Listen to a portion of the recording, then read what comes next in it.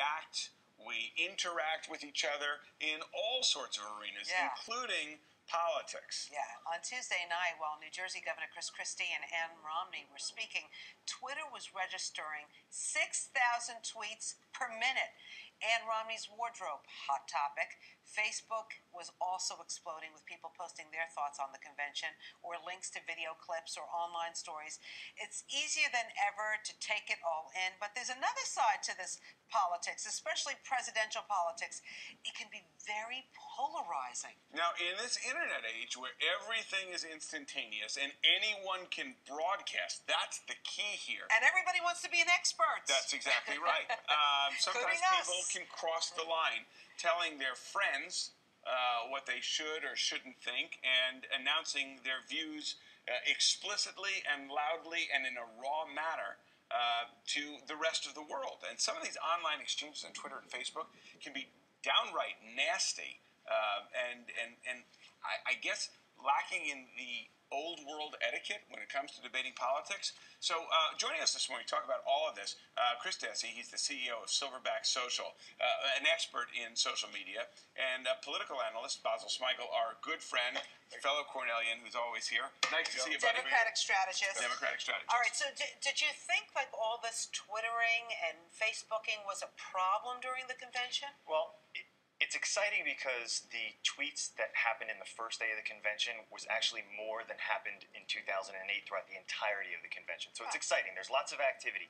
But what happens in social media, and I've talked about this before, is you get really raw commentary, even more raw than if you and I were having a conversation about what happened the night before during the convention, because people have pseudonyms, right? So they're feeling really brave. It's almost like the social media equivalent of having beer muscles. They'll go out there and they'll say something that they might not say when they're having a normal conversation with somebody. And they also have beer goggles in a lot of sense because they're really not spending the time to analyze. They watch it, they write something, he looks like a pig, he's an idiot, he ought to go back to wherever he came from, blah, blah, blah, blah, blah. Yeah, Before you know it. Basil, they were talking about Governor Christie's weight on Twitter. Yes. Is that fair? Well, you know, the problem is, I mean, you have to ask yourself, what's fair in the social media world? I mean, we're all friends, right? We're all fans of each other. So it's almost like we think we're having this internal conversation. The problem is that, as you alluded to, once you actually think past that moment when you're tweeting and when you're having this conversation on Facebook, are you actually ready to listen to the details of of the issues that are being presented? Are you actually opening yourself up to be influenced by those so-called traditional forms of media, like newspapers, like these news broadcasts? Are you getting all of your information from Facebook and tweeting alone? Basil. Right, Basil. Basil. Yeah. Not Basil. basil. Tomato. I'm sorry. I'm having a salad right after the show, and I'm already thinking of what I'm putting in. Are we seeing, when we look at social media, the hyperactive, the hyper-involved? In other words, are we getting commentary primarily from the extremes on either end? Is that what social media is bringing out? I ask you both. Basil first, and then Chris.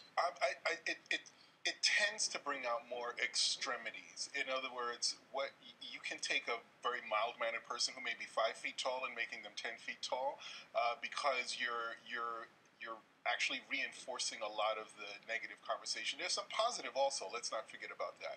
But you also can reinforce the negative. And the problem is that there may not be any check to that, quite frankly. And so even during this political season in the Republican convention and in the Democratic convention, what you're actually starting to see are a lot of people having this internal conversation. Again, we're not sure if they're actually getting their news from any other source. Yeah, and it's interesting, too, because the organizers of the conventions are realizing that they really can't control this. They can kind of convene the conversation, but not necessarily control it. But because of the speed with which it happens, there was a hashtag for the actual Republican National Convention, but Ron Paul supporters got upset over something, and they actually overtook the hashtag for the entire National Convention for a moment. Can you explain that to people who are watching? Sure. Who may not understand hashtag. Sure. When I say hashtag, it just means a topic, right? So, and this is the organizers of the Republican National Convention are saying, here's the topic for the National Convention. So if you're commenting on the National Convention, add this hashtag so we know that that's the stream of conversation. Ron Paul supporters came in and kind of poached that and became the trending hashtag that was happening for a moment. And that's good and bad. I mean, they're being heard, they're able to have their voices heard, but it's happening instantaneously as it's going on the floor, which is fascinating. Etiquette. Is there an etiquette? If people are watching right now, what can they take away from this? What they can take away from this is to, kind of reconsider and curate their own content. Take a breath. Imagine that you're sitting next to your mother. Imagine you're sitting next to your father and having that conversation.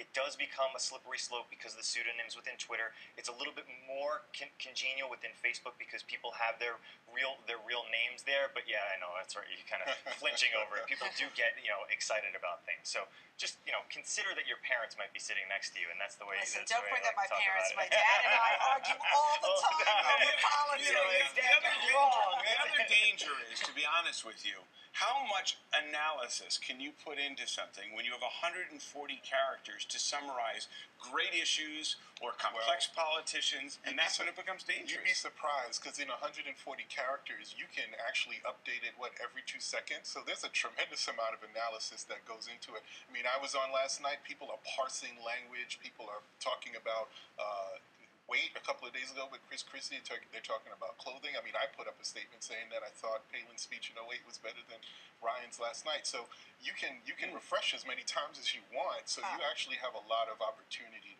to inject your Basil opinion. Smikle, we appreciate you being here. Chris Desi, always a pleasure. Really interesting conversation. I know. All right.